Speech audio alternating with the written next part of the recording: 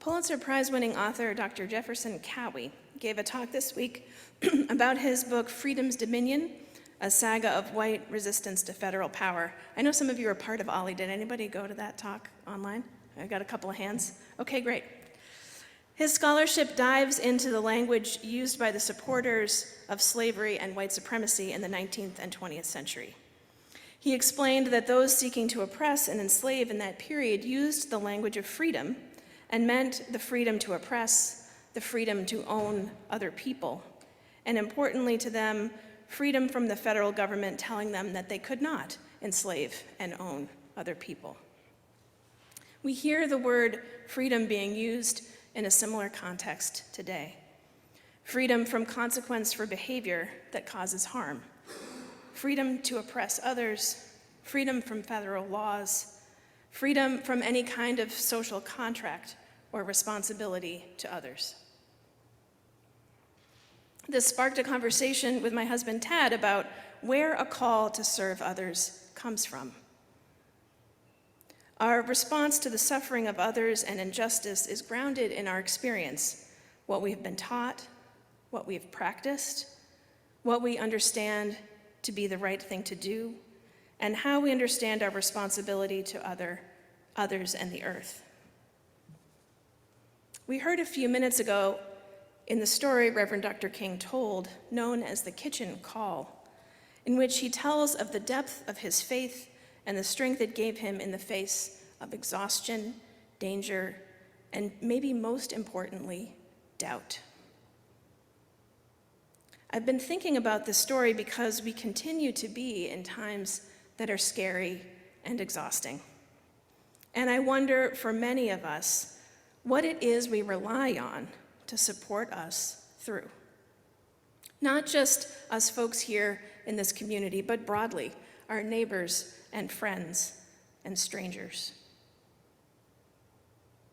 In a society that is largely not connected to communities of faith or organizations generally, and in which so many folks report feeling isolated, where does strength come from for facing hard things? Where does the well of resolve come from for those like Reverend Dr. King who put themselves on the line for others? Reverend King looked to his faith and experience in ministry. And just as a reminder of what he wrote, the words I spoke to God that midnight are still vivid in my memory. I am here taking a stand for what I believe is right, but now I am afraid. The people are looking to me for leadership, and if I stand before them without strength and courage, they too will falter. I am at the end of my powers. I have nothing left. I've come to the point where I can't face it alone. At that moment, I experienced the presence of the divine as I had never experienced God before. It seemed as though I could hear the quiet assurance of an inner voice saying, "Stand up for justice, stand up for truth, and God will be at your side forever." Almost at once, my fears began to go, my uncertainty disappeared. I was ready to face anything. For some of us, the word faith has some baggage with it. Some folks, when they think of faith, it is linked to their experience of what I would call religion done badly, to traditions that are exclusionary or unexamined.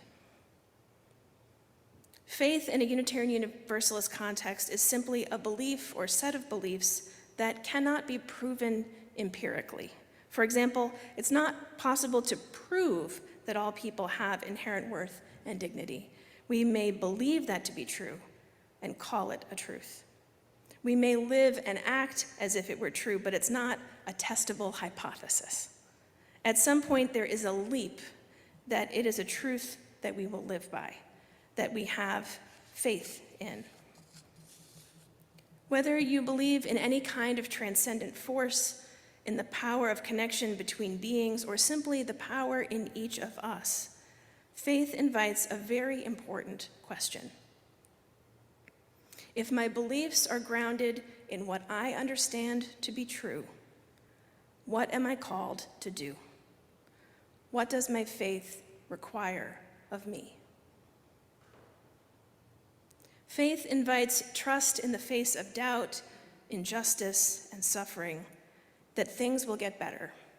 Not in a Pollyanna-ish way, not because someone deserves it, not because things always do get better, because sometimes they get much worse, but because of trust that there is, in the long arc of history, movement toward justice, love, and compassion. A trust that when given the opportunity, people are more good and loving than they are callous and cruel. A trust that even when faced with climate and natural disaster, oppression, patriarchy, racism, and every ism that is out there, there is hope. Our world, for all its suffering and injustice, is more free for more people than it was before the Civil Rights Movement, which was waged in a time of greater opportunity and freedom of thought than in the world of the biblical prophets that inspired King's ministry. When King looked back to the prophets from whom he drew inspiration and guidance, he saw people who often also struggled with their call and whether they were the right person to deliver a message of change. And he saw an ongoing need to advocate for the poor and disenfranchised, and he saw the long arc curving toward justice. To look at any given challenge or negative circumstance and believe in the possibility of growth, change, and love is a kind of faith. And it is the kind of faith that can inspire people to and support them through remarkable actions that help confront and transform injustice. So I have 3 questions for you to ponder tomorrow on the Martin Luther King Day of Service, whether you are serving somewhere or just making your way through a day. What does faith mean to me? Where do I look for support or guidance when I am struggling with my path? And most importantly, if my beliefs are grounded in what I understand to be true, what am I called to do? We won't all have the same answers, and we shouldn't. Our answers may change over time. Having an understanding of what we believe to be true and in what we place our faith can help us in times of struggle and despair about our own path and that of the world. The work of discernment is in each of our hands, as is the work of building a more just and compassionate world. In 1965, at a speech in Montgomery, 8 years after sharing the story of the kitchen call, King concluded, "I come to say to you this afternoon, however difficult the moment, however frustrating the hour, it will not be long, because truth crushed to earth will rise again. How long? Not long, because no lie can live forever. How long? Not long, because the arc of the moral universe is long, but it bends toward justice." May it be so, and amen.